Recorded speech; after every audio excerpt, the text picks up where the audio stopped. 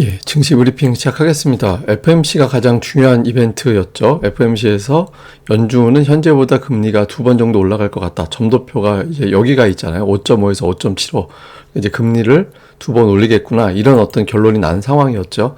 지난번 회의하고 이제 당장 비교를 해보면 지난주 회의에 점도표가 몰려있던 데가 여기였는데 한 칸, 두 칸 올라가 있잖아요. 그래서 금리를 지난번 생각했던 것보다 2번 더 올리겠다라고 연준 위원들이 생각을 하는구나.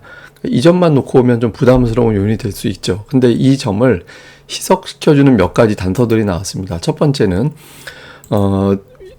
연준의 어떤 경제 전망을 볼 때 성장률을 기존의 0.4%로 봤다가 1.0%로 높여 잡았어요. 실업률은 더 낮춰 잡았고 PCE 물가 같은 경우는 기존에 3.3이었는데 3.2로 낮춰 잡았고, 그러니까 코어는 좀 더 높여 잡긴 했지만 어쨌든 경기 침체는 가지 않는구나. 그러니까 이 점을 확인시켜 준 거잖아요. 그래서 오늘 FMC 회의에서 두 가지가 소멸이 된 겁니다. 하나는 연내 금리 인하는 없겠구나.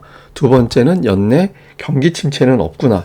그러니까 두 가지가 소멸됐는데 하나는 경기 침체가 없다라는 쪽에 조금 비중을 둔다라면 주식시장에서는 그렇게 나쁜 건 아니니까 중립 정도, 그러니까 금리 2번 올린다 하더라도 경기 침체, 금리 올려서 경기가 침체되는 걸 더 걱정했던 거다 보니까 시장에서는 그렇게 크게 악재로 반영하지는 않았습니다. 특히 이제 파월 의장의 발언을 이제 주목을 많이 했는데, 사실 안 좋게 해석하려면 파월의 발언을 되게 무섭게 해석할 여지도 있었어요. 예를 들면 모든 위원들이 추가 인상에 동의를 했다. 그리고 연내 인하 생각하는 위원들이 없었다. 이것만 놓고 보면은 굉장히 매파적이라고 볼 수 있죠. 그런데 파월이 약간 달래는 발언도 했습니다. 그러니까 작년 중반 이후에 물가가 완화되고 있다. 그리고 이제 올해 말까지는 상당 부분 진전될 것으로 보고 있고, 그리고 이제 7월에 금리 당장 올릴 것 같다라는 분위기. 왜냐하면 올해 FMC 회의가 이제 4번밖에 없어요.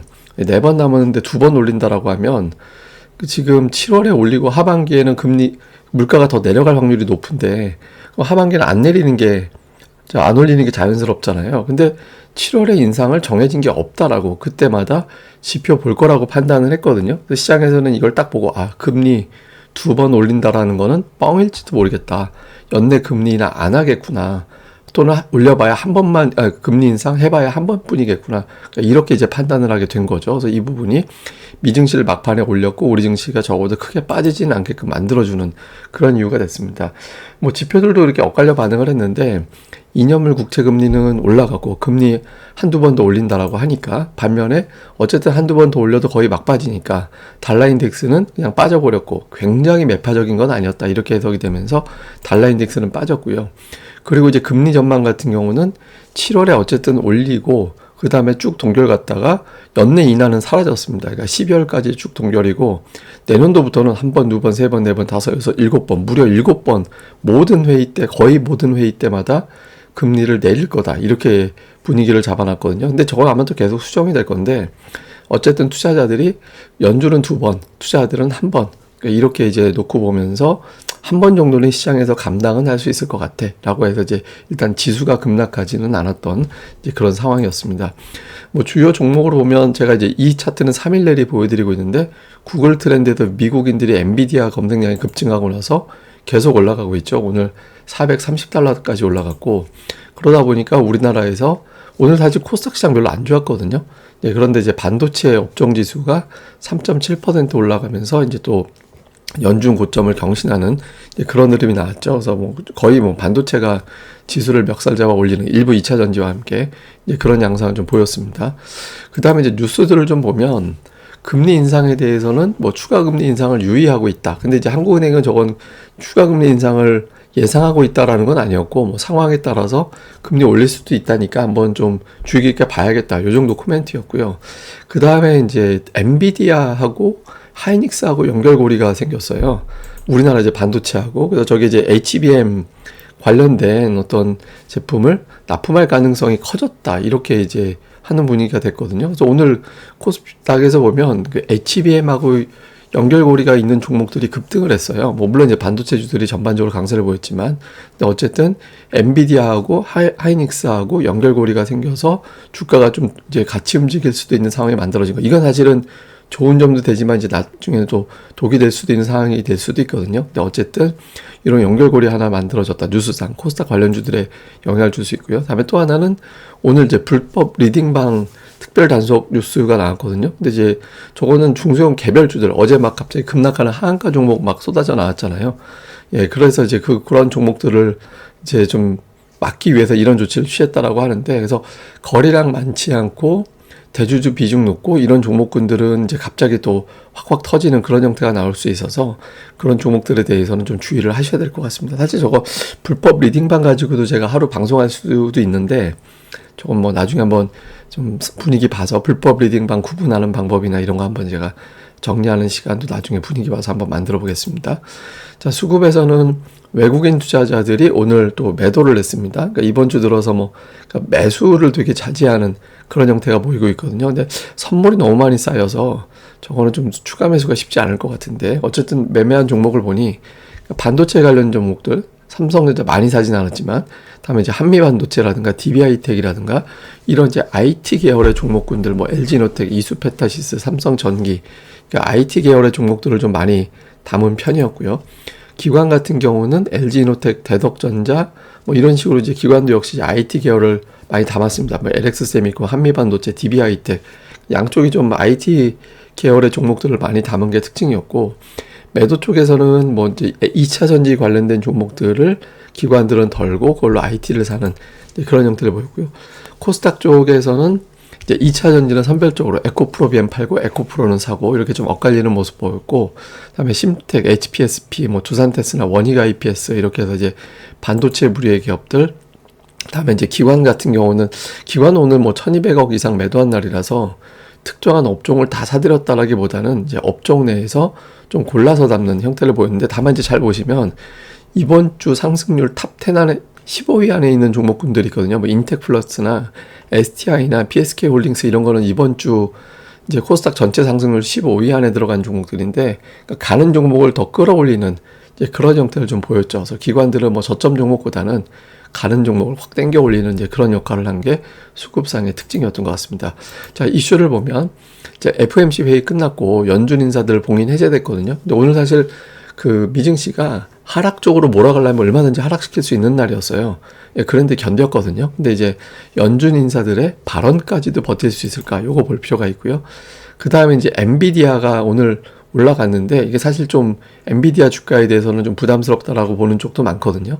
그게 과연 어떻게 될 거냐, 하나의 고리. 다음에 또 하나는 오늘 지역은행주들이 되게 많이 빠졌거든요. 이게 이제 한동안 이제 소멸됐다라고 봤는데, 금리를 또 올릴 때 지역은행 몇 개 또 터질지도 몰라, 이런 프레임이 또 만들어질 수도 있습니다. 그래서 지역은행 주가가 안정이 되는지. 그 다음에 이제 반도체가 오늘 장에서 강했잖아요. 근데 이제 눌린 종목군들도 이제는 좀 봐야 되지 않나 싶은 게, 이게 이제 ADR인데 최근에 코스닥이 특이한 게 ADR이 103에서 자꾸 막혀요. 예, 103 근처 가면 자꾸 막히는 형태를 보이거든요. 근데 제가 이걸 왜 보여드리냐면, ADR은 어떻게 계산하냐면 20일 동안 상승 종목을 다 더하고 그거 나누기 20일 동안의 상승 종목을 하락 종목을 다 더한 거. 그러니까 상승 종목의 합 나누기 하락 종목의 합이거든요. 20일치. 근데 지금 보시면 요게 이제 앞으로 빠져나가게 되는 숫자가 됩니다. 20일 평균이니까. 근데 이제 이게 1200개 막 이렇게 되는 숫자가 빠져나가면, 이건 이렇게 생각하시면 쉬워요. 그러니까 공부 잘하는 애가 전학 가면 반평균이 떨어지잖아요. 예, 그러니까 내일부터 ADR이 떨어지는 사이클로 바뀌게 되거든요. 그러니까 말 바꾸면 ADR 부담을 덜어내면서 이제 눌렸던 종목군들 중에 일부가 좀 풀리게 됩니다. 그래서 센 종목들 말고 눌렸던 종목들 중에서 일부가 좀 살아날 가능성이 있으니까, 그런 게 이제 뭐가 되는지 좀 수급의 변화를 좀 보시는 게 좋을 것 같습니다. 그리고 오늘 특징은 뭐 반도체 조선인데, 이건 다 말씀을 드렸고, 그 다음에 제가 이제 빌드업이라는 얘기를 가끔 하잖아요. 제가 방송에서. 그게 뭔 소린지 설명을 좀 샘플로 보여드리면, 삼성전자 외국인 매수 유입이거든요. 그래서 제가 삼성전자 외국인들이 막 10조 원 샀네, 얼마 샀네 하면서 제가 계속 그런 말씀 드렸어요.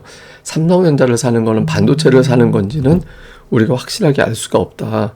그런데 삼성전자를 저기 외국인 투자자들이 반도체를 사는 거라면 반드시 하이닉스를 딸려 사야 된다. 근데 하이닉스가 삼성전자가 빌드업 1차 되고 나서 하이닉스를 5월 1일부터 가파르게 올립니다. 매수세가 들어옵니다. 그러면서 하이닉스가 여기서 시세가 나왔잖아요. 그러면 이제 보통 우리가 삼성전자보다 하이닉스가 수익률이 더 좋게 마련이죠. 그러면 하이닉스가 가면 그 다음에 이제 어떤 게 또 수익률이 좋게 마련이냐면 코스닥에 있는 반도체 관련된 종목군들, 이게 반도체 업종 수급이거든요.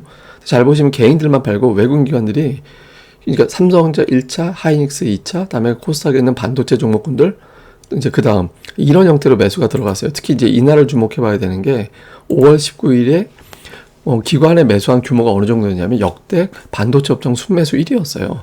다음에 이제 기관 같은 외국인들은 그때가 반도체 역대 순매수 7위에 해당되는 기록이었고, 그러니까 이제 이런 형태로 삼성전자 매수하네. 그냥 저건 지수 샀나? 근데 하이닉스 사야 진짜잖아. 근데 하이닉스 샀죠. 그랬더니 이제 반도체를 샀죠. 근데 그게 바로 올라간 건 아니었어요. 그러니까 시차를 두고 지금 터진 거였거든요. 그러니까 이렇게 시장을 이거는 이제 여기만 적용되는 게 아니라, 예를 들면 뭐 자동차, 제약바이오, 예를 들어 제약주의 대형주가 매집이 되고, 그 다음에 이제 그 따라가는 어떤 종목이 되고, 그 다음에 업종이 어떻게 되고, 이렇게 자꾸 이제 한 단계 한 단계 내려가면 이게 이제 빌드업 돼서 올라가는 과정이거든요. 모든 종목군이 이렇게 되는 건 아니지만 하나의 덩어리로 움직이는 종목군들은 좀 이런 과정이 있습니다. 그래서 이런 것들도 여러분들이 보시면서 참고를 하시면 될 것 같습니다. 요건 제가 또 뭐 이런 거는 이제 기회가 되는 대로 올려드릴 텐데, 제가 이제 방송을 하나 추가하려고 해요. 그러니까 요런 제가 이런 통계 같은 거 100개 이상, 제가 저만 가지고 있는 통계가 한 100개가 넘더라고요. 그래서 이런 거 하나하나 뭐 역대 기록 이런 것들 있잖아요. 이것만 따로 한 2분짜리, 3분짜리 이런 걸로 방송으로 좀 엮어서 준비하려고 하니까, 그거 이제 하나하나 올려지면 나중에 그때마다 보시면 좋을 것 같습니다.